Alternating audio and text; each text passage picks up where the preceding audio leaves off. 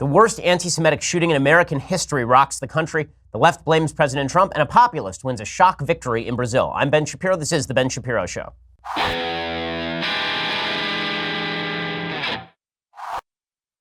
Well, obviously an awful morning to be doing a podcast, but here we are, and I have a lot of thoughts, obviously, on what happened over the weekend. The worst anti-Semitic shooting in American history taking place at the Tree of Life Synagogue in Pittsburgh, Pennsylvania. Just awful. And a lot to break down here about the state of American politics, about the state of the country, about the state of civilization. Suffice it to say that the short story here is that when the seams of Western civilization begin to come apart, anti-Semitism is what crawls through those gaps, and that's exactly what we've seen in the past few years. I'll talk more about that in just a second. First, on a more uplifting note, let's talk about how you feed your dog. So dog food companies claim to use natural ingredients, but what kind of beef or carrots can sit in a paper bag for a year? We can't eat processed food for every meal and be our healthiest, and neither can your dog, which is why you need The Farmer's Dog. It's the company helping dogs live long, healthy lives with nutritious, fresh, ready-to-serve dog meals delivered directly to your door. Now listen, I'll be honest. I don't know that much about dogs. I don't know that much about dog food, but I do know that my business partner's dog, Jasper, he loves this dog food. Not only that, I have many dog lovers who are in my immediate family and among my friend group, and The Farmer's Dog is great for them. Here's how it works. Clever marketing has convinced Americans to feed unhealthy kibble and canned mush. The Farmer's Dog is different. The Farmer's Dog is the company that helps those dogs by giving them nutritious, fresh, ready-to-serve dog meals delivered directly to your door. You complete a short online quiz. A vet-developed plan is created just for your dog. Food arrives at your door in pre-portioned packages ready to open and pour. It's easy. It looks and smells like real food because it is real food. Just ask the chief executive dog, my real boss over at the Daily Wire, Jasper. He voraciously gives his paw print of approval. Indeed. Oh, look at that dog. That is a dog that really likes that food. Start feeding your dog better today. Try a week for free at thefarmersdog.com/Ben. Plus, you get free shipping again. Get your first week for free at thefarmersdog.com/Ben. Thefarmersdog.com/Ben. Go check it out right now. You take that quiz, and then the vet developed plan is created just for your dog, and all this stuff arrives free at your door. Thefarmersdog.com/Ben. The product is not free. The shipping is free. Go check it out right now. Thefarmersdog.com/Ben. So you're going to want a piece of it, or your dog is, in any case. So go check that out right now. All right, so let's talk about this Tree of Life shooting. So over the weekend, obviously, the worst anti-Semitic shooting attack in the history of the United States. 11 people murdered in a synagogue during what we call a Brit Milah, a bris, which is where an 8-day-old boy is circumcised, and the baby naming ceremony takes place at that point. This was a conservative synagogue, not a politically conservative synagogue, a religiously conservative synagogue in Judaism, in American Judaism anyway. There are several branches of Judaism. I'm an Orthodox Jew, which means deeply observant, keep Sabbath, don't drive on Sabbath, keep kosher. There's conservative Judaism, which is sort of less Orthodox. People drive on Sabbath. They sort of keep a form of Sabbath. They don't keep full kosher, but they have certain respect for Torah laws. In any case, this conservative synagogue didn't have much security, and an anti-Semitic white supremacist, but I repeat myself, walked into the synagogue armed with an AR-15 and proceeded to shoot up the bris milah. He was screaming at the time, "All Jews must die." So obviously a subtle fellow. So why does this matter? First of all, I think that we need to get something off the table right away. When an anti-Semitic attack occurs, you generally don't need to bother blaming particular politicians. Anti-Semitism is literally as old as the Jewish people. Literally as old as the Jewish people. Now, there are politicians in the past who have called for anti-Semitism. There are politicians in the past who have actively called for the murder of Jews. I'm not seeing a lot of those on today's American scene. There are a lot of politicians on today's American scene who hobnob with anti-Semites, who make common cause with anti-Semites. And we'll get to all of that in just a second. But folks who are blaming the left or the right for the anti-Semitic shooting that happened yesterday, white supremacism and anti-Semitic attacks on Jews have existed for decades in this country, long before anything that is going on in today's politics. And that's not to downplay what's happening in today's politics. That's what the rest of the show is going to be about. But let's just be clear about this. When it comes to attacks on Jews, there is nothing new under the sun. Legitimately nothing new under the sun. I don't know a single Jew, seriously a single Jew, who is not 1 degree removed from a violent attack on a Jew. And that's not to say that America is a violent country for Jews. It is not. America is the safest country in world history for Jews. America is an incredible place for Jews. But because the Jewish population is so small, and because so many Jews know each other, and because the Jews sort of consider themselves an extended family, just as Christians consider themselves an extended religious family, it's difficult not to feel it deeply, obviously, when an attack like this takes place. The history of the Jewish people is filled with fractious division, but history has treated the Jews as a closely bound unit. Jewish identity isn't really a choice, it's a reality. Modernity has obscured this for a lot of Jews, but the fact is that all Jews are in the same boat when it comes to anti-Semites like this.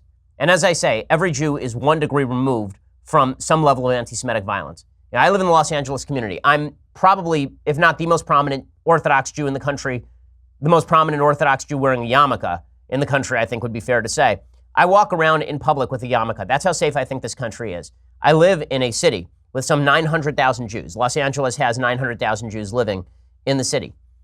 Still, anti-Semitic attacks have occurred in the LA Jewish community since I was a child. In 1991, a synagogue just down the block from me was firebombed. In 1999, a white supremacist drove past the high school that I would attend a year later, checked it out, and then proceeded to drive over to the West Valley JCC and shoot it up. In 2002, a radical Muslim terrorist walked into the El Al counter at LAX and shot up the El Al counter, killing a member of my community. When I attended the Yeshiva University High School of Los Angeles, we had bomb scares, bomb threats. Maybe every 3 months, we'd have to evacuate the school. So anti-Semitism, particularly from white supremacists, is nothing new here. So this brings us to the bigger question. This brings us to the bigger question, and that is why this thing happened right now. Now, I'm not going to mention the name of the shooter because I don't mention the name of terrorists or mass shooters on the program. I don't want to give them any sort of glory. This mass shooter used a little-known social network to spew hatred toward Jews. He called them the children of Satan as he showed off his family of firearms. He now faces the death penalty after unleashing the guns on worshipers at the Tree of Life Synagogue. He was particularly upset about a Jewish nonprofit providing aid to refugees. The Jewish nonprofit is called Hias, and he tweeted, "Hias likes to bring in invaders that kill our people. I can't sit by and watch my people get slaughtered. Screw your optics. I'm going in." That was the last tweet that he sent before he went and murdered a bunch of Jews, most of them over the age of 50, including a Holocaust survivor. He also had a particular dislike for President Trump. He dismissed President Trump as a globalist rather than a nationalist. He said, "There is no MAGA as long as there is a kike infestation." I'm going to use the word here because I think it's imperative to know the language that these monsters use, these evil, evil people. So the media's take on all of this has, I think, been quite simplistic and foolish. They have, of course, suggested that President Trump is responsible for everything. President Trump is responsible for the shooting, specifically because President Trump in 2016, 2017 winked and nodded at the alt-right. Now, I was highly critical of President Trump for doing that. I am highly critical of President Trump for doing that. I was the #1 target of alt-right anti-Semitism online in 2016 with a bullet. It was not close. 40% of all anti-Semitic tweets by the alt-right in 2016 were directed at me personally. Okay, so I am well acquainted with the folks that President Trump winked and nodded at. This guy was not alt-right. He was a white supremacist. There is a slight difference. He is not a member of the modern alt-right movement, which is disgusting and evil and anti-Semitic in and of itself, but he is a white supremacist with a longer standing past. Because this is a complex topic, I'm going to try to parse this. Because a bunch of things can be true all at once. Number one, just as I said last week with regard to the attempted bombings against Democratic targets, just as I said then, you cannot connect a politician's rhetoric to a violent action unless the politician actually calls for the violent action. President Trump has engaged in nothing even remotely approaching incitement against Jews. No one can name a single comment that he has ever made that looks like incitement against Jews. In fact, this president of the United States has been extraordinarily pro-Israel and pro-Jewish. Okay, the president's comments in response to this particular anti-Semitic attack were far stronger than his predecessors' responses to similar anti-Semitic attacks. For example, here's what the president of the United States had to say this is clip 15. This is what the president had to say in the aftermath of the attack. The scourge of anti-Semitism cannot be ignored, cannot be tolerated, and it cannot be allowed to continue. We can't allow it to continue. It must be confronted and condemned everywhere it rears its very ugly head. We must stand with our Jewish brothers and sisters to defeat anti-Semitism and vanquish the forces of hate. That's what it is. Okay, so his statements that anti-Semitism must be eradicated, it was a far stronger statement than Barack Obama's tweet. So here's what Barack Obama tweeted. And I want to show you the contrast between this because, again, if we're going to talk about standing with the Jews, then we have to talk about whose response to this attack was actually better. President Trump's was better than Obama's. Here was Obama's response on Twitter. "We grieve for the Americans murdered in Pittsburgh. All of us have to fight the rise of anti-Semitism and hateful rhetoric against those who look, love, or pray differently. And we have to stop making it so easy for those who want to harm the innocent to get their hands on a gun. President Trump took on anti-Semitism point blank. He said anti-Semitism is evil and it must be eradicated. He didn't try to liken it to hatred against any other group. He didn't try to make it about gun control. Barack Obama did both of those things. The left has a tendency to obscure anti-Semitism with the broad brush of bigotry, simply saying that anti-Semitism is like any other hatred. It is not like any other hatred. Every hatred has its own diagnosis. Every hatred has its own symptoms. Anti-black racism is not the same as anti-white racism. Anti-black racism is not the same thing as anti-Semitism. Anti-LGBT, homophobia, is not the same thing as anti-Semitism. Barack Obama simply wants to push a progressive agenda, and so he lumps in anti-Semitism with all other forms of hatred. That is inaccurate, and it is untrue, and it does have some consequences when it comes to policy. Now, let's go through some of the elements here that I think are important. First of all, as I say, President Trump in 2016, 2017 did wink and nod at the alt-right. Okay, again, I've said this 1,000 times. I wrote editorials about it. I was extraordinarily vocal about it. From his unwillingness to condemn David Duke on CNN, to his unwillingness to condemn alt-right attacks on Julia Jaffe, the GQ journalist we'll get to in a second, to bringing on Steve Bannon, who called himself the progenitor of a website that became a gathering place for the alt-right. President Trump winked and nodded at this. I know this because I became the target of the alt-right. Trump's statements in the aftermath of Charlottesville provided aid and comfort to white supremacists. I don't see any way around that. But Trump is not a white supremacist and he is not an anti-Semite. He has a pathological aversion to criticizing anyone who says anything nice about him. Point number two, there's a bunch of things that are true at the same time. And if you want to understand what's going on, we need to recognize this. Point number two, white supremacism is not alt-right MAGA. They are not the same category of people. White supremacists long predated President Trump. They're not a new development. Those people were going to shoot Jews regardless of what anybody had to say because they have been shooting Jews since long before I was born. In 1999, as I mentioned, a white supremacist shot up our local JCC. That same year, 6 Orthodox Jews were shot in Chicago along with a black man and several Asians by a white supremacist. This sort of stuff has been happening for a very long time. It has nothing to do with President Trump. Third, President Trump has separated from the alt-right in dramatic ways. Okay, to say that President Trump is still associated with the alt-right is to be ignorant of President Trump's administration or what he has done. The alt-right is enraged with him. If you go look at Richard Spencer, if you go look at some of the other members of the alt-right, they're angry at him. They believe that he has been hijacked by the globalists. Okay, the same way that this shooter thought that President Trump was standing up too much for the kikes. Okay, so that is the way that is just a basic truth. President Trump has been extraordinarily pro-Jewish and pro-Israel in his actual presidency. That is a basic foundational truth. And if you fail to acknowledge it, you are lying by omission. Okay, in a second, I'm going to get to a few more points we have to keep in mind. Then we'll get to the media's response, which, again, I think is simplistic, despicable, and partisan. We'll get to all of that in just 1 second. First, let's talk about your back comfort. So I can't say enough about our next sponsor, the Teeter Inversion Table. The Teeter Inversion Table allows you to use gravity and your own body weight to decompress your spine, relieve pressure on your discs and surrounding nerves. Decompressing on the Teeter Inversion Table for a few minutes a day is a great addition to your daily routine. I work out a lot, and that means that I get lower back pain on a fairly frequent basis. What I do is I climb on that Teeter Inversion Table, and I promise you, by the end of my little session on the Teeter Inversion Table, I'm feeling a lot better. I feel much better. It decompresses my spine. It's good for my shoulders. I've done my homework. It is the best inversion table on the market. Over 3 million people have put their trust in Teeter, and for good reason. In fact, my training partner, my personal trainer, he's a guy with serious back problems. He's been using the Teeter Inversion Table as well. He loves it. They're offering a great deal just for my listeners. For a limited time, you can get the brand new 2019 Teeter Fit Spine Inversion Table model with bonus accessories and a free pair of gravity boots so you can invert at home or take the boots with you to the gym. Teeter Inversion Tables have thousands of reviews on Amazon.com. They are rated at 4.6 stars. And with this deal, you will get $150 off when you go to teeter.com/Ben. Also, you get free shipping, free return, 60-day money-back guarantee. So you're not losing anything. Remember, you can only get the new 2019 Teeter Fit Spine Inversion Table plus a free pair of gravity boots by going to teeter.com/Ben. That's teeter.com/Ben. Go check it out right now, teeter.com/Ben.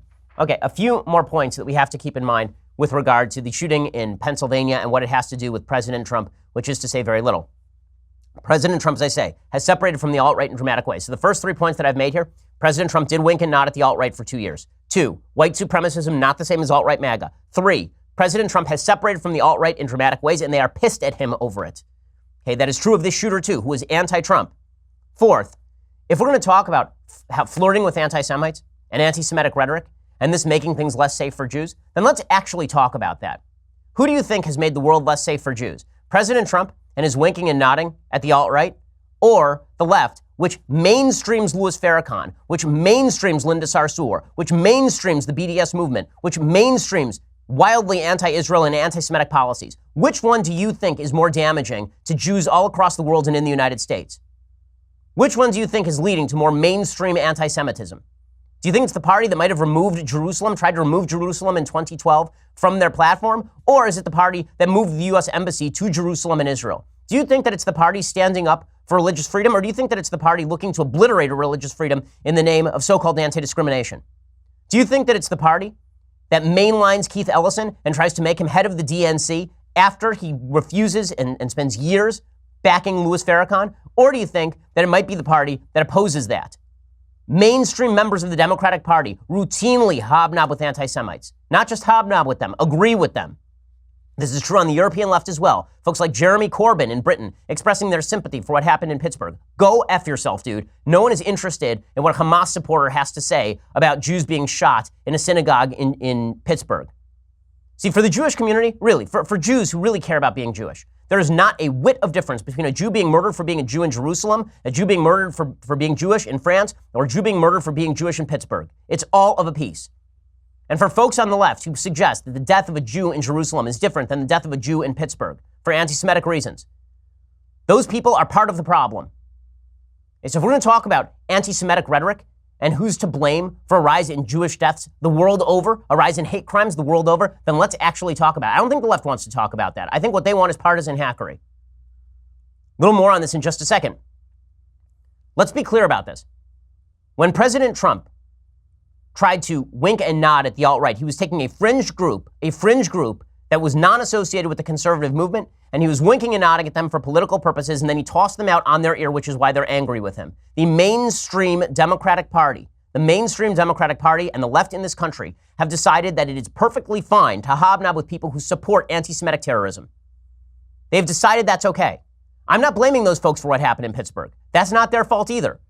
But if we're going to talk about rhetoric and its impact on anti-Jewish sentiment the world over, I'm going to go with the folks who every time there's a war in the Gaza Strip suggest that Jews the world over are to blame, or suggest that Israel is to blame for defending itself, or suggest that when Jews are attacked at a kosher supermarket in France, that's a random attack. If we're going to condemn rhetoric, let's condemn rhetoric. I'm happy to separate rhetoric from violence. I'm happy to do that on all sides. But if we're going to talk rhetoric, you have to condemn rhetoric when it happens, where it happens, and from whom it comes. Okay, I condemned President Trump when he was candidate Trump doing this nonsense with the alt-right. I did it over and over and over. I've done the same thing with folks on the left. I don't see anyone on the left doing the same thing to folks on the left. I see them only doing it to folks on the right for partisan political reasons. That's all I'm seeing. I'm seeing a bunch of people who don't give a good damn when a Jew gets killed in Jerusalem, popping out of the woodwork to say that the right is responsible for what just happened in Pittsburgh, all the while championing an Iran deal that will lead to the annihilation of millions of people if the Iranians have their way. That is partisanship. That is disgusting partisanship. And I will show you that sort of partisanship in just a second. Because that's the fifth point here. Okay, when we're actually going to talk about policy, let's separate rhetoric and policy for just a second.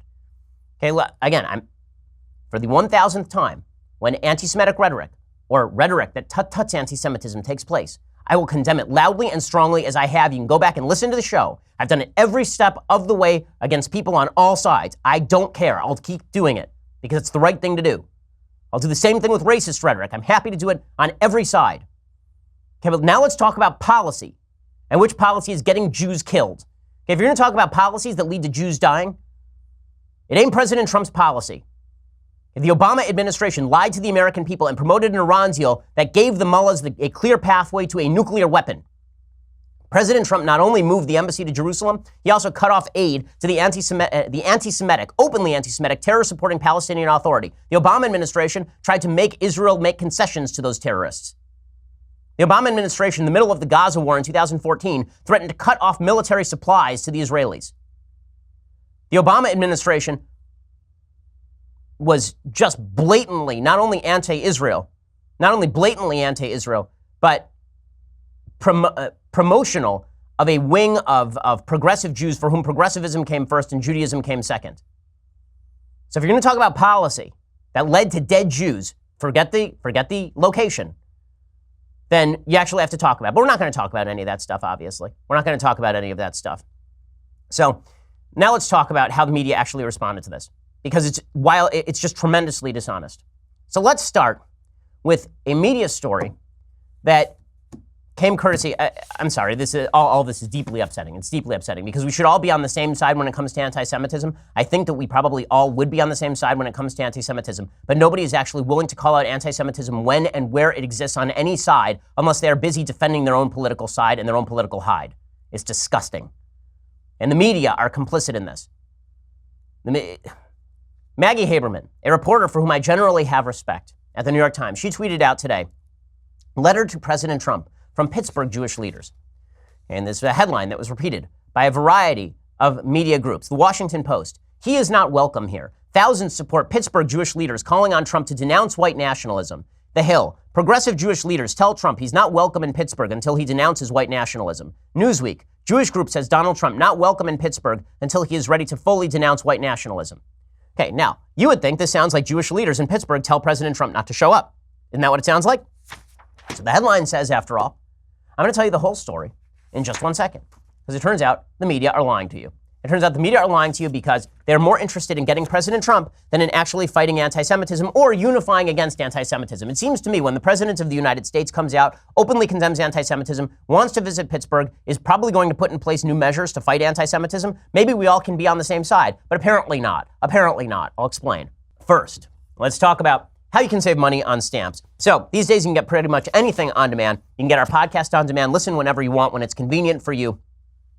Why are you still taking trips to the post office to mail letters and packages when you could sit at your desk and do the same thing? With Stamps.com, you can access all the amazing services of the post office directly from your desk 24/7 when it is convenient for you. Buy and print official U.S. postage for any letter, any package using your own computer and printer. The mail carrier picks it up. Just click, print, mail, you're done. We use it here at Daily Wire. You can print the postage directly out onto the envelope, onto a piece of paper that you tape to the envelope, onto a sticker, and you are good to go. Stamps.com is fantastic. It saves us time and it saves us money. Right now, use promo code Shapiro for a special offer, including up to $55 of free postage, a digital scale, and a 4-week trial. Don't wait. Go to Stamps.com before you do anything else. Click on the radio microphone at the top of the homepage and type in Shapiro. That's Stamps.com. Enter promo code Shapiro right now. Again, Stamps.com. Promo code Shapiro. It is the easiest and best way for you to get your stamps. You don't have to go to the post office. You can just sit there and get it done. Stamps.com. Use that promo code Shapiro. Again, Stamps.com. Promo code Shapiro.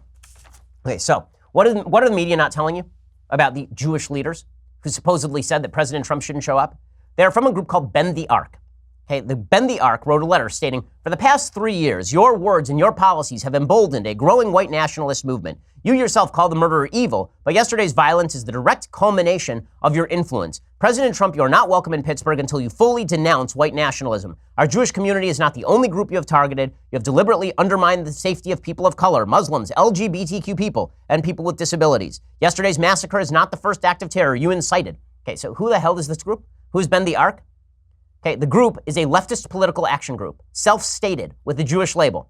Their stated mission is, quote, rising up in solidarity with everyone threatened by the Trump agenda to fight for the soul of our nation. Their missions include the election of, quote, progressive champions and the implementation of progressive legislation and policies like criminal justice reform and economic equity. Who runs Bend the Arc? It was founded by Alexander Soros, George Soros' son. When he started the PAC, Politico noted Soros, who formed his own foundation in 2012 to promote social justice and human rights, has given $1.2 million to Democratic candidates and groups in the last 3 decades. This is a Democratic political action committee, and the press treated it as though it was a bunch of rabbis, well-respected in the Jewish community, who came out and told Trump not to show up in Pittsburgh. That is a lie. The director of Bend the Arc originally was a guy named Hadar Susskind. He was a former head staffer at J Street, an anti-Semitic, anti-Israel BDS group. Okay, that's the group that's condemning President Trump. The media ran the headline, thousands support Pittsburgh Jewish leaders calling on Trump to denounce white nationalism. That is the headline from the Washington Post. That is a blatant, absolute, outright lie. It is an outright lie. You know how I know it's an outright lie? Because here is a clip of the rabbi at the Tree of Life Synagogue that was just shot up on national television being asked whether President Trump was welcome in Pittsburgh. President Trump has talked about coming to Pittsburgh and coming to your synagogue in the aftermath of this. Do you want him to come? The President of the United States is always welcome. I'm a citizen. He's my president. He's certainly welcome. Okay, just how dishonest is that? The actual rabbi of the synagogue says, he's welcome. Come to my synagogue. A bunch of these folks are anti-Israel, by the way. A bunch of people on the radical left say that they don't like President Trump, and suddenly, it's Jewish leaders all over Pittsburgh calling for this. Just deep and abiding dishonesty. And this, of course, prompted President Trump to get himself in trouble again because President Trump cannot help but step on a rake every 5 seconds. The president tweets out in response to the media stuff like this. There is great anger in our country, caused in part by inaccurate and even fraudulent reporting of the news. The fake news media, the true enemy of the people, must stop the open and obvious hostility and report the news accurately and fairly. That will do much to put out the flame. I agree with President Trump that the media are doing a terrible job and they are lying about him and lying about the situation. But if he doesn't stop with this enemy of the people crap, he undermines everything that he is saying. The press are not the enemy of the people. The press are politically biased hacks. There is a difference. Calling them the enemy of the people only raises the temperature in a time when it doesn't need to be raised. But he is not wrong that the media are out to get him, and he is not wrong that the media have decided that no matter what the question was, the answer is it's Trump's fault. It was so funny. On the left, it became a meme when President Obama was president that when something went wrong, everybody would say, blame Obama. Obama even joked about it. There's no question that for the left, it doesn't matter what the question is. Why did the butter get spoiled? Why is the fridge broken? Why did I get in a car crash? The answer is President Trump. Hey, here is the Washington Post headline the day after the shooting in Pittsburgh. Hey, there we go. The headline was 11 killed in shooting at Pittsburgh synagogue. And then underneath that headline, it says, Trump, allies set the tone for violence they denounced, critics say. Really? That's where we're going now? Trump allies set the tone for violence they announced, critics say. Well, that's a fun way to do journalism. Critics say. See, when I have an opinion, I just say it. When the Washington Post has an opinion, they just say, critics say. How convenient. How convenient. And then you have Julia Jaffe. So Julia Jaffe is a so-called journalist at GQ. Now, she has a reason to be mad at Trump. Back in 2015, 2016, she wrote a piece for GQ about Melania Trump wasn't very nice, and a bunch of alt-righters attacked her in anti-Semitic fashion. President Trump was asked about it. He didn't condemn it. That was gross. That was stupid, and that was wrong. I said so at the time. Go back and listen to the tape. Okay, but Julia Jaffe has gone off her rocker. So here's what she tweeted. To all the well-meaning Gentiles telling me what to think and not go think about the synagogue shooting today, kindly shut up. Today is your day to be quiet. No. Everyone is entitled to their opinion. The question is whether that opinion is good or not. Like, for example, Julia Jaffe is a Jew. Her opinion sucks. Right? Here's her second take on this. A word to my fellow American Jews. The president makes this possible here, where you live. I hope the embassy move over there where you don't live was worth it. So she's now accusing Jews in the United States who voted for President Trump or support President Trump now of dual loyalty. They care about Jews in Israel, but not Jews in America, because the president is getting Jews killed in America while he's being pro-Israel. Except for the fact that this shooter specifically hated President Trump, and except for the fact that you don't get to blame Jews for how they vote on Jews getting killed. Talk about blaming the victims. I don't know how anybody at this synagogue voted. Maybe they voted for Trump. Maybe they didn't. It doesn't matter. You don't get to blame people for the death of other people when they have no connection to the death of other people. But this is what the left has decided to do. They've decided that every bad thing that happens in the country from an evil person has to be the result of President Trump's rhetoric. Now, again, I condemned President Trump when it came to the alt-right stuff, but you can't show me the connection that is solid between what happened at the Pittsburgh synagogue and President Trump's alt-right stuff, number one. And number two, if we're going to talk about rhetoric that leads to violence against Jews, that's going to open a whole can of worms I don't think the left wants opened. And Matt Iglesias, who is just an idiot. I mean, he's Ralphie from The Simpsons over at Vox. He tweeted out about Steve Scalise. Steve Scalise said, this morning's attack is a reminder that anti-Semitism and other forms of bigotry still persist in our society and must be confronted and combated at every turn. Iglesias tweeted, David Duke without the baggage. So now every Republican is responsible for a white nationalist shooting up a synagogue. Okay? I'm an Orthodox Jew. This is a lie. It is a lie. I go to synagogue way more than any of the people who I've quoted so far in the show. Okay? And not only that, I'm seeing an argument being made, we'll get to this in a second, the gun control argument that is being made by folks on the left in response to all of this. You know what my response to all of this is? I'm going to start carrying a gun to shul. Okay, that's my response to all of this. My response is Jews should be armed. People in synagogues should be armed. Okay, you know why? Because white nationalists are not going to give up their guns. Evil people don't give up their guns. So that means I want more people at my shul armed. I want more security guards at my shul. We'll get to all of that in just a second. Sorry, it's an angry show today, but there's no way around it, really. We'll get to more of this in just one second. First, let's talk about how you can save a little bit of money. So these days, it's obviously difficult to get people to agree on practically anything, but there's one thing we can all agree on: saving money. You can save the cash, and the way to do that is by going to Honey. Honey is a free shopping tool that automatically searches the internet for the best promo codes every time you buy something online. Honey believes everyone deserves the best prices possible on all the things they love. That's why it works on all your favorite sites, like Amazon or eBay or J.Crew, Walmart, Best Buy, Groupon. Honey has already saved listeners of this show an average of $26.34. I use Honey every time I use Amazon.com, and I use Amazon.com an awful lot. They make all my products cheaper. My wife and I recently bought a pressure cooker, and we got it off of Amazon, and Honey made it significantly cheaper. Honey has 10 million members. They have over 100,000 five-star reviews. You can save on pretty much anything using Honey. It's the money-saving shopping tool everyone can agree on. Get Honey for free at joinhoney.com/Ben. That's joinhoney.com/Ben. Use that /Ben so they know we sent you. Honey is the easiest way to save money while shopping online. That's Honey, joinhoney.com/Ben. Once more, joinhoney.com/Ben. Okay, so I have a lot more to get to, really, a lot more to get to today, but you're going to have to go over to dailywire.com and subscribe. For $9.99 a month, you can get a subscription to the Daily Wire. When you do, you get the rest of this show live. You get the rest of Andrew Klavan's show live. You get the rest of Michael Knowles' show live.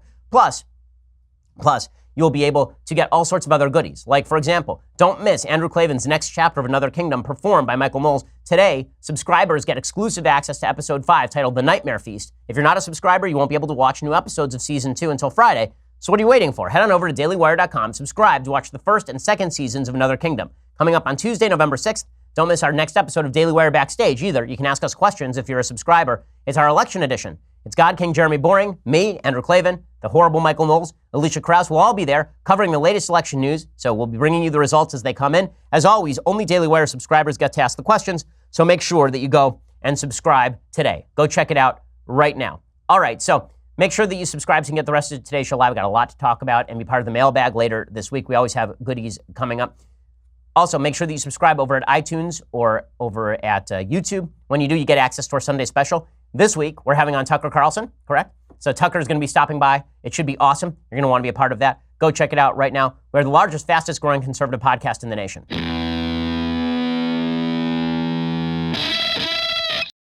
So as I say, members of the Democratic left have decided that when an anti-Semitic shooting takes place in Pittsburgh that has nothing to do with President Trump, it's obviously President Trump's fault. And they've continued with this narrative. Franklin Foer, who's a columnist over at The Atlantic, he wrote a full column basically on this idea that members of the Jewish community who support Republicans are responsible. He tweeted, "The organized shunning of Sheldon Adelson, Jared Kushner, and other Jewish enablers is a matter of protecting the security of the community." So let me get this straight. Being mean to Jared Kushner is now going to prevent shootings at synagogues. Being mean to Sheldon Adelson, one of the great supporters of Israel in the United States, and one of the great supporters of Jewish programs like Birthright in the United States, that is somehow going to make Jews safer in the United States. If you shun me, because according to Foer, I'm one of the enablers, if you shun me, you shun Dennis Prager, you shun any other Jew who happens to be on the right, this is protecting the security of the community. Really? Is that what this is? So if you elect Barack Obama, or if you elect Keith Ellison, or if you elect a bunch of Democrats who openly hobnob with Linda Sarsour, then that makes Jews safer. But if you shun the most pro-Israel president in American history, and any Jew who supports that president, even while condemning his rhetoric, then you are somehow making the Jewish community safer. I'm sorry, this is disgusting stuff. It's disgusting stuff.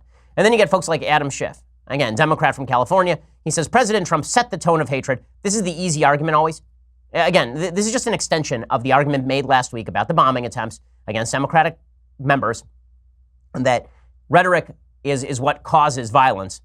I don't remember any of these conversations happening on mainstream television after Bernie Sanders supporters shot up a bunch of Congress people on a congressional baseball field. I don't remember these conversations happening for longer than 2 days. It was out of the headlines immediately. Now we're going to get nothing but this for months, because this was always, let's be clear about something. This was always going to be the Democratic narrative.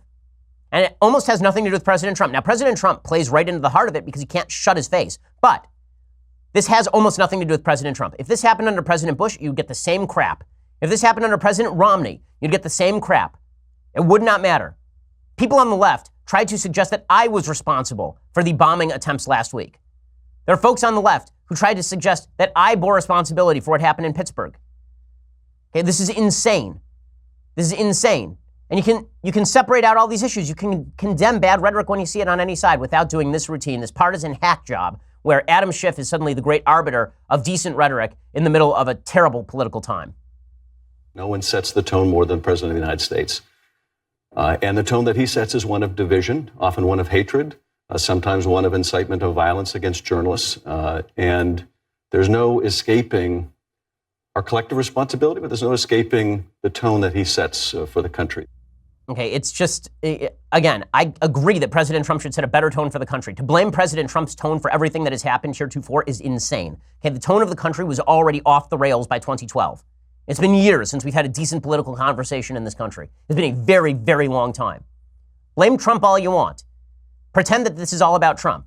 Ignore your own complicity in the breakdown of our political culture. But let's not pretend that the world started spinning when President Trump suddenly entered the political scene. And let's stop pretending that the Democratic Party has clean hands when it comes to association with anti-Semites.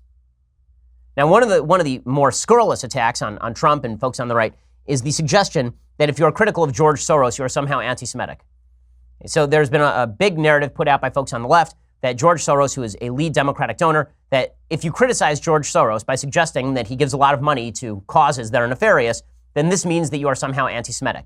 Now, you can attack George Soros in an anti-Semitic way. You can suggest that he is part of a Jewish cabal attempting to run the country. But it seems to me that the criticism of George Soros on the right, on the mainstream right, has been no more marked than the criticism of Sheldon Adelson on the left. It seems to me that the criticism of George Soros is very much akin to the criticism of the Koch brothers on the left. And yet, the idea now is that we're going to spin every critique of George Soros into this is all about George Soros's Jewish heritage, which is nonsense. Okay, but again, CNN is pushing this. Fox is going to say you're blaming them. Are you blaming them? I'm blaming them for putting that guest on the air and not, correcting him in real time. And so far as I know, 12 hours later, doing nothing about it. And I'm blaming, honestly, at this level, after we have Tucker Carlson and Laura Ingraham, and I've known all these people in the past on TV every night, I'm blaming the management of Fox and the investors in Fox. Okay, what he's talking about here is there was a Fox business guest who said that the caravan had something to do with the Soros-run State Department or something like that. And now, is that anti-Semitic? No, it may be idiotic, but it's not anti-Semitic. Okay, George Soros doesn't run the State Department, but the idea that going after George Soros as a nefarious force in American politics is somehow inherently anti-Semitic is ridiculous, in the same way as suggesting that going after Sheldon Adelson is inherently anti-Semitic when he's a major donor to the Republican Party. The Democrats are looking for a narrative. They found a convenient narrative, and so this is what they're going to do. And again, I'm not going to pretend that the left has clean hands when it comes to fighting anti-Semitism. They certainly do not. The Women's March tweeted out their sympathy for all of this. They tweeted sympathy. They said, "We are turning our grief to action with @Jewish Action to send a clear message that these anti-Semitic and xenophobic attacks can never happen again. If you're not in D.C., tune in around 3 p.m. to our Facebook page to watch and share the live stream." The Women's March includes 2 head women who associate openly and defend Louis Farrakhan. I am not interested in your help, ladies. Okay, if you refuse to denounce the anti-Semitism in your own midst, I am not interested. There's a solidarity event in New York City. Al Sharpton showed up at the solidarity event. You've got to be kidding me. Is there anything more partisan and hackish than this? I haven't seen anything recently. Marsha Blackburns at a unity event. Leftists came and they disrupted a unity event, an anti-Semitism unity event with Marsha Blackburn, the Tennessee senatorial candidate. Leftists showed up to scream at her.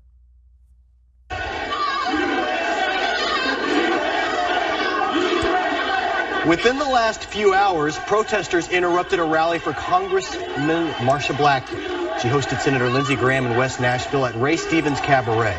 Our crew at the event saw 4 people taken out, and a police sergeant told us 3 of them will likely be charged with disorderly conduct. Now, the final narrative the left is trying to trot out. So they've tried out a few narratives. One is that it was Trump's fault. 2 is it was Jews who support Trump's fault. This is all very convenient, isn't it? Very convenient how you just get to say all the things you say about people you hate normally, except now you get to blame them for murder. Okay, all the while supporting a party that routinely undermines Israel and associates with open anti-Semites. Very, very convenient.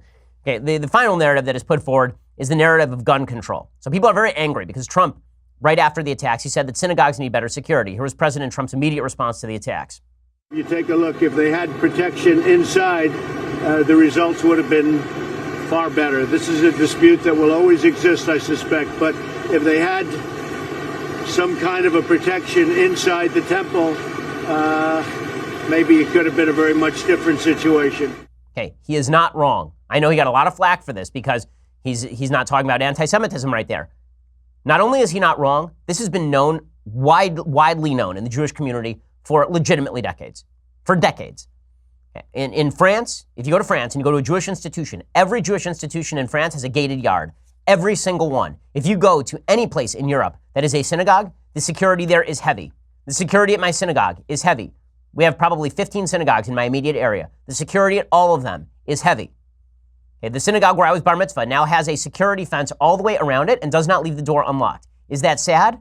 Yes. Is it reality? Also yes. When I pick a school for my children, a Jewish day school for my children, they have to fulfill certain philosophical commitments, obviously, but within that band, there are a bunch of schools in the area that do that. The very first thing that I look at, the first thing I ask about is the security consideration at those schools. Really. And it's been this way for, like, to pretend this started with Trump is just nonsense. It's not true. Okay, in 2001, I remember on September 11th, 2001, my father and I were actually set to go golfing that morning. And we drove up to a school where my sisters were going. And we drove up, and they didn't really have security. That wasn't a thing back in 2001 so much. And they asked if we could just stand outside. So we were the extra security that day on 9/11, okay, with our 9-irons. Okay, that very soon ended. Right after 9/11, they upped security significantly, and that was true for every Jewish institution that I knew about. Okay, this is true for virtually every Jewish institution in the United States. Anti-Semitism is very real. Violence is very real. Now, one of the reasons that I suspect there wasn't additional security at this conservative synagogue is because conservative and Reform synagogues typically don't have quite the same security as Orthodox synagogues. I'm not sure why that is. I don't really have an ideological reason or philosophical reason for that. All I can say is that if you go to Beth Jacob in Los Angeles, they actually check everybody's bag. If you bring your talis or your tefillin, which are the phylacteries or the prayer shawl, with you to shul, they legitimately have a security force out front that checks your bags like you're going to Disneyland or something. Okay, this has been part of Jewish reality for a very long time. Does that mean that I feel unsafe? No. Again, I walk around in public with a yarmulke every single day. Every single day. America is the safest country in world history for Jews. But if you actually want to protect Jews, the answer is not to take the guns out of the hands of people like me or out of the hands of people at my synagogue who are carrying. The answer is for some of those people to be armed so that if somebody likes this shows up, maybe it's not the solution, maybe it doesn't solve the problem, but you do have a better shot at defending yourself if there are guns in the place. So for folks who are using this as a gun control argument, I'm having a hard time seeing that. I mean, California is replete with gun control, and it doesn't actually stop shootings in California. I know because I live here.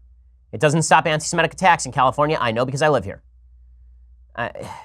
The attempt to jump to politics from something that has had a long and glorious history of thousands of years, I find deeply off-putting. We ought to delve into the nitty-gritty of anti-Semitic rhetoric and the nitty-gritty of anti-Semitic policy. We ought to delve into all of that.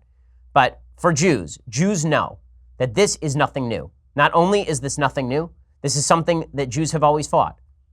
You know, on the Saturday that this happened, the Jews were reading a section of the Bible called Vayera. It's from the book of Genesis. And that section of the Bible talks about Abraham's sacrifice of Isaac. You know, God tells Abraham, go sacrifice your son. Very cryptic section of the Bible. What that really is about is God saying to Abraham, what are you willing to risk? Are you willing to bring your child into a more dangerous world and stand for values, even at the risk of that child's life? Are you willing to dedicate your child to me? This happened at Bris Milah, which is the circumcision ceremony for a Jewish boy that brings him into the Jewish world. The Jewish people have always stood up and they've said, yes, we're willing to stand with life. This is the Tree of Life Synagogue. They're willing to stand with life. And because they're willing to stand with life, there are those who want death. There are those who want Western civilization broken down. There are those who want religion destroyed. There are people who are evil out there. The Jews have stood against that. The Jews will continue to stand against this. And if you are part of the right side, then you will stand against it too. And you'll do so without maliciously tearing down people who are also on the side of Western civilization. There should be more unity than fractiousness with regard to stuff like this. There just should be. Okay, now, some things I like and some things I hate. You know, first I want to give a brief comment on the situation in Brazil. So I want to talk about this more tomorrow because obviously we're running out of time. But the situation in Brazil is that there's a politician who is quote-unquote far right, which is to say he's a populist. His name is Jair. I think it's Jair. I'm not sure how you pronounce. Is it Jair? Jair? Okay, so Senya knows. Bolsonaro. He won Brazil's presidential election on Sunday. The reason that he won the election is because the communists have been running Brazil for the past 10, 15 years, and they are deeply corrupt. They kept getting thrown out of office over corruption. Brazil's economy has stagnated, and so Bolsonaro came in saying, I'm going to deregulate the economy, I'm going to fight crime, and they elected him over this. And people are panicking, oh, it's the end of democracy in Brazil. Okay, we'll find out, but it seems like democracy in Brazil had some real problems with the communists in the very recent past. And not only that, if Brazil did not rapidly shift course on economics and on crime, the hope for the future in Brazil was not bright. It's so funny how folks on the left seem to ignore the fact that it was left's malfeasance, corruption, and inability to run a country that led to Bolsonaro's win. Okay, Bolsonaro said, we cannot continue flirting with communism. We're going to change the destiny of Brazil. He rejected the leftist PT that ran Brazil for 13 of the last 15 years. They were ousted 2 years ago in the midst of a deep recession and political graft scandal. Bolsonaro won a sweeping victory. He won 55% of the vote. That is a very, very broad victory in Brazil. Folks who are panicking in the United States are panicking for the same reason that they look at Europe and they see right parties in Europe panicking. Now, let's not pretend that the Brazilian far right is the same thing as the American conservative movement. Very few things are the same as the limited government American conservative movement. But Bolsonaro's view of economics is much more akin to a free market system of economics than anything the left was proposing, and that is one of the driving factors here. Brazil was misrun in a brutal fashion over the last 15 years. The old joke about Brazil that was always told is Brazil is the country of the future and always will be.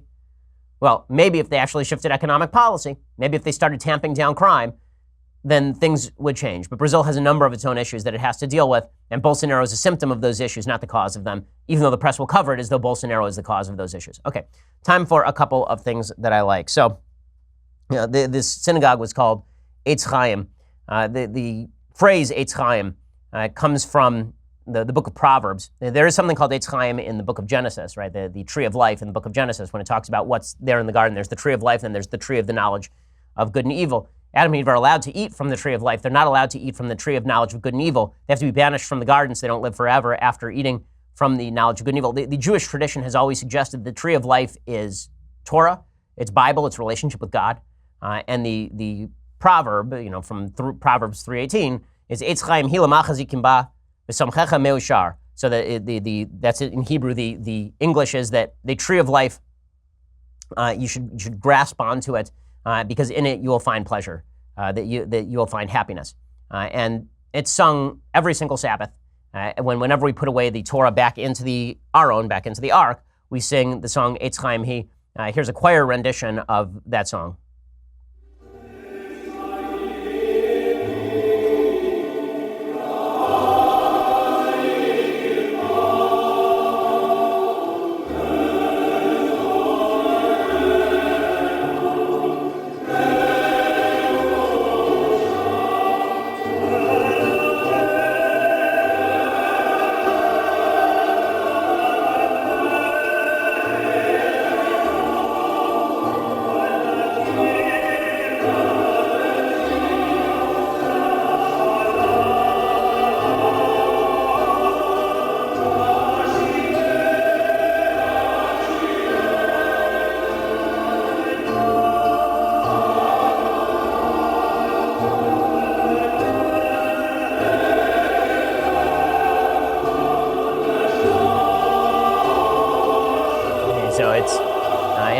The whole thing is just awful and awful and awful.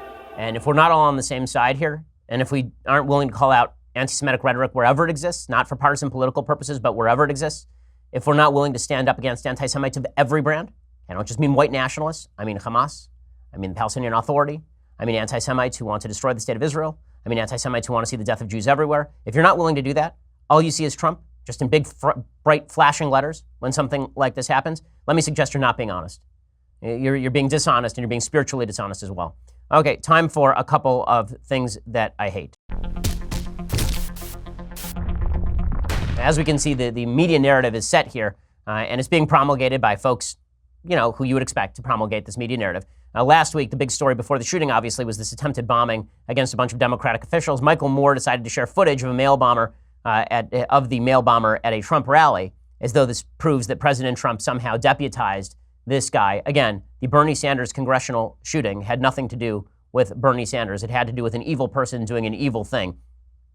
And as a secondary note, should we all take down the rhetoric a pitch? You bet we should. But this kind of stuff, blaming the entire right or President Trump for a man sending pipe bombs in the mail, is patently insane. Bill Maher went even further. He said that President Trump was partnering with the bomber.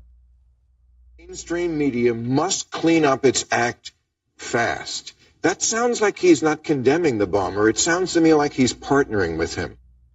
Okay, that is such a despicable statement, that when you criticize the media and say that they need to do a better job, that you are partnering with people who are sending bombs to the media, it's a blatantly insane statement. That's like saying that Bill Maher is accusing President Trump of partnering with a bomber. So if somebody shoots President Trump, because obviously he is now complicit in terror, right? He's basically a terrorist, then that's Bill Maher's fault. That's not the way it works. Criticizing somebody is not the same thing as suggesting that they ought to be killed or that violence ought to be done against them. If that becomes the case, then free speech is really on the brink as well. So obviously honesty is on the brink, but now we've got free speech on the brink and gun rights on the brink. Everything is going to continue getting uglier until we can at least unify on the things we should be able to unify about. But apparently we can't even do that. It's a very depressing day. It's been a very depressing week. Hopefully the country starts to pull out of this tailspin. The first thing to do, I said this last week with regard to the bombing, I will say it again with regard to the shooting. The first thing that we ought to be doing is we ought to be judging people dan l'chafschus. Okay, we should be trying to see people's point of view. We should try and be judging them with a certain amount of actual merit. We should try to see it as though they're not bad people.